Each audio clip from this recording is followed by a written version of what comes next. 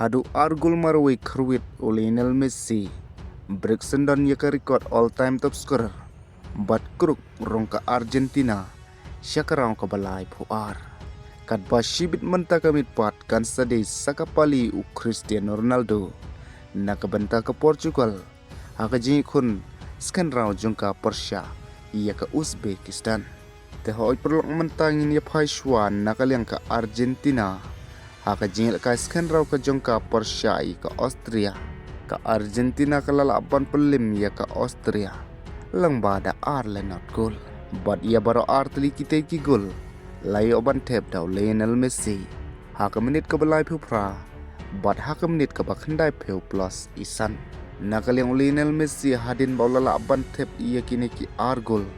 8% ia ka record all-time top scorer haka FIFA World Cup history. Kata, mantau la kalalong kumutaw all-time top scorer. Daka babat haka kerdan ka banengkong. Kabauli oban tep hadu kat pratli ki gol. Haka FIFA World Cup history. Syuk jin lada Lionel Messi.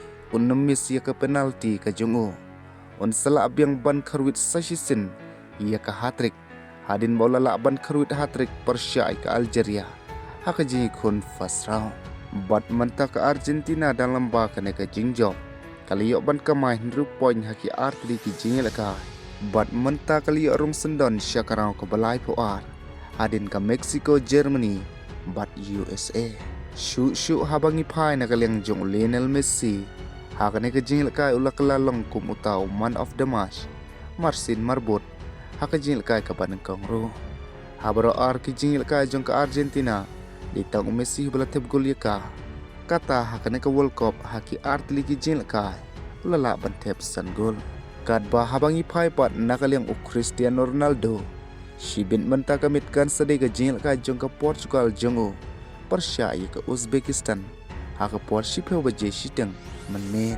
Nakaliang ka Portugal bat u Cristiano Ronaldo.